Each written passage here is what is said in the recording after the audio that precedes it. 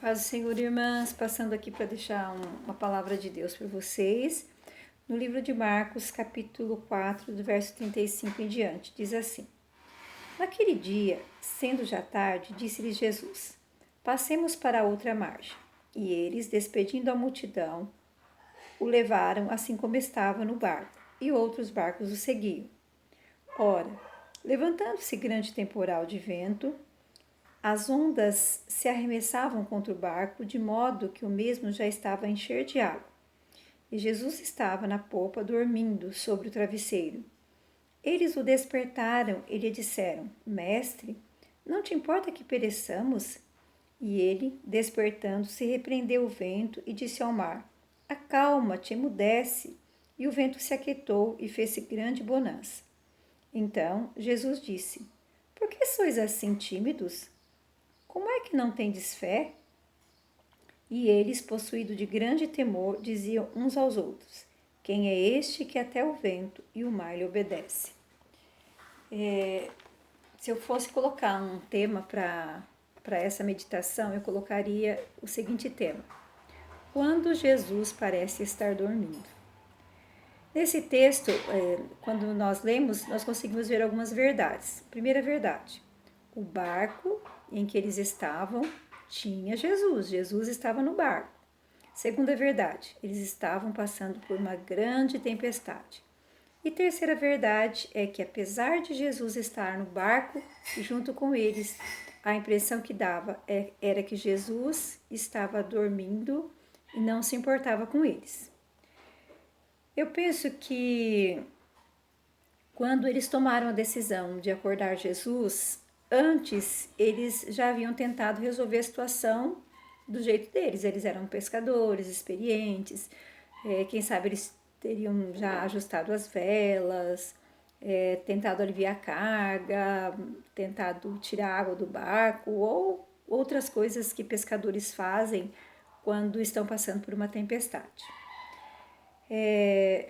Isso acontece na nossa vida também, né, irmãs? Quando nós passamos por tempestades, por lutas, enfrentamos dificuldades, a gente sempre tenta resolver a situação do jeito que a gente acha que consegue, que pode, né? Na nossa jornada aqui na Terra também é assim, passamos por tempestades e tentamos driblar, né, as nossas dificuldades, as nossas tempestades, porque ninguém fica de braço cruzado quando a sua vida está correndo risco, né? Quando está passando por uma dificuldade que está angustiando a sua alma, passando por uma situação muito complicada, ninguém fica de braço cruzado. A gente tenta, né? Tenta fazer as coisas que estão ao nosso alcance. Aí depois de terem já tentado, feito tudo, né? Eles indignaram porque em meio a tanta dificuldade, tanto esforço que eles estavam empreendendo, como é que Jesus poderia estar lá dormindo, parecendo não se importar com a dificuldade deles, né? Mas na verdade, irmãs, nosso Deus não dorme. A Bíblia diz que não dorme o guarda de Israel e nem cochila. Então, nosso Deus não dorme e nem cochila.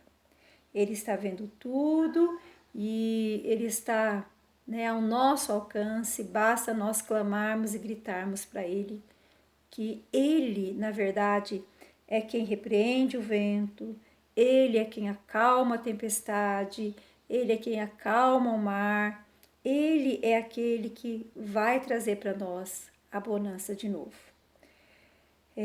O segredo, irmãs, está no verso 40, né? Desse trecho que eu li, que diz assim, ó. Então lhes disse: Por que sois tímidos? Como é que não tendes fé?